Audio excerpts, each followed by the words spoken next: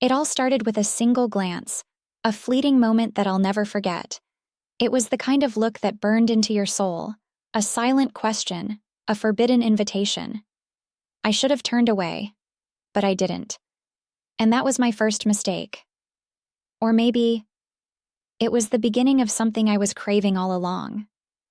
My husband's best friend, Lucas, had always been around, charming, confident, and completely unattainable.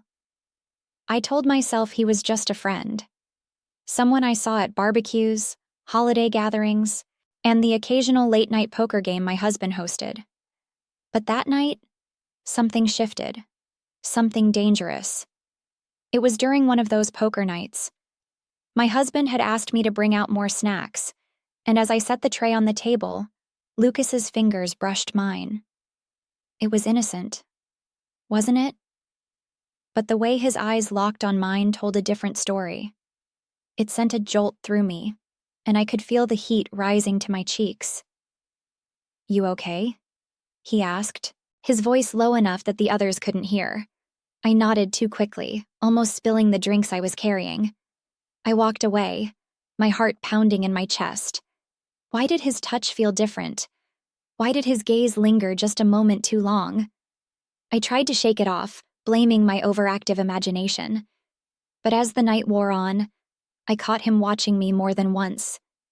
And every time, it felt like he could see straight through me, past the perfect wife facade, past the polite smiles, straight to the part of me that was starving for something more. After the guests left, I couldn't stop replaying those moments in my head. My husband fell asleep quickly, as he always did after drinking. But I stayed awake, staring at the ceiling, feeling an unfamiliar ache. It wasn't love. It wasn't even lust. It was something darker, something thrilling.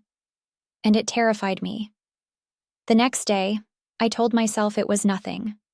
I went about my routine, burying myself in errands and chores. But then, Lucas showed up at our door. "Hey, your husband left his wallet in my car last night," he said, holding it up with a sheepish grin. I thanked him, trying to keep my voice steady, but the moment he stepped inside, the air changed. It was heavier, charged. He lingered in the doorway, his eyes scanning the room before finally landing on me.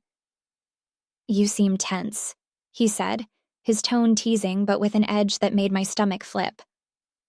"I'm fine," I replied, too quickly. But I wasn't fine. My hands trembled as I took the wallet from him, and he noticed. He always noticed. "If you ever need someone to talk to," he started, stepping closer, "I'm here." It was such a simple statement, but the way he said it felt anything but simple. His voice was steady, his gaze unflinching. And for a moment, I considered it. Telling him everything. Unloading the weight I'd been carrying for so long. But I didn't. Instead, I nodded and watched him leave, my heart racing. Days turned into weeks, and I tried to avoid him. But Lucas had a way of appearing when I least expected it. At the grocery store, at the gym, even at my favorite coffee shop. Each encounter felt like a test, and I was failing. Miserably. The tipping point came one evening when my husband was out of town for work. I'd been feeling restless all day, unable to focus on anything. That's when the doorbell rang. I opened it to find Lucas standing there, a bottle of wine in hand. "I thought you might need some company," he said, his smile disarming. I should have said no. I should have closed the door. But instead, I stepped aside, letting him in. We sat on the couch, the wine flowing as easily as the conversation. He made me laugh, something I hadn't done in a long time. But beneath the laughter, there was an undercurrent of tension, a magnetic pull that neither of us acknowledged, but both of us felt. At one point, he reached out, tucking a strand of hair behind my ear. It was such a small gesture, but it sent shockwaves through me. I looked at him, and for the first time, I couldn't hide what I was feeling. Neither could he.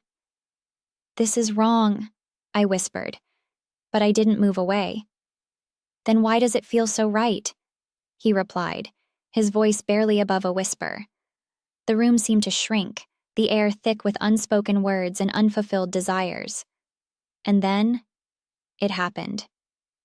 A kiss. Soft at first, hesitant, as if we were both testing the waters. But it quickly deepened, the months of tension exploding all at once.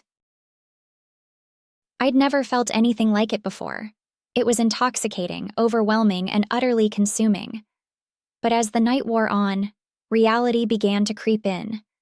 This wasn't a fairy tale. This was betrayal. And there would be consequences. The next morning, I woke up filled with regret. Lucas was gone, but his presence lingered, in the air, on my skin, in my mind. I avoided his calls and texts, hoping to put it all behind me. But it wasn't that simple. It never is. Weeks later, I found myself face to face with him again, this time at another one of my husband's poker nights. The tension between us was palpable, and I knew the others could sense it. But Lucas played it cool, flashing his easy smile and joking like nothing had happened. Meanwhile, I was unraveling. By the end of the night, I couldn't take it anymore. I pulled him aside, desperate to end whatever this was. "We can't do this," I said, my voice shaking.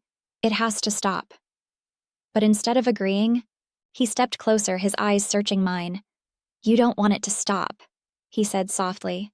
And he was right. I pushed him away that night, but I couldn't push him out of my mind. Days passed and I felt torn, trapped between what I knew was right and what I couldn't deny. Lucas was always there, like a shadow, never too far but never too close. The tension was suffocating and I knew something had to give. One evening, I decided to confront him. I went to his apartment, my heart pounding with every step.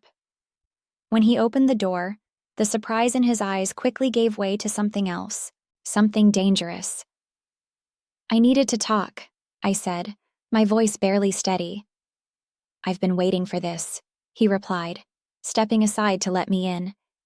The conversation started cautiously, both of us dancing around the truth. But it wasn't long before the dam broke. Words spilled out, frustration, desire, regret, and longing. We were two people caught in a storm, unable to find the way out. "Why do you keep pushing me away?" he demanded, his voice laced with anger and pain. "Because I'm scared," I admitted, tears streaming down my face. "Scared of what this means, of what it could destroy." "What about what it could create?" he countered, stepping closer. "We can't ignore this anymore." His words hung in the air, heavy with implication. And in that moment, I realized he was right. Ignoring it hadn't made it go away. If anything, it had only made it stronger.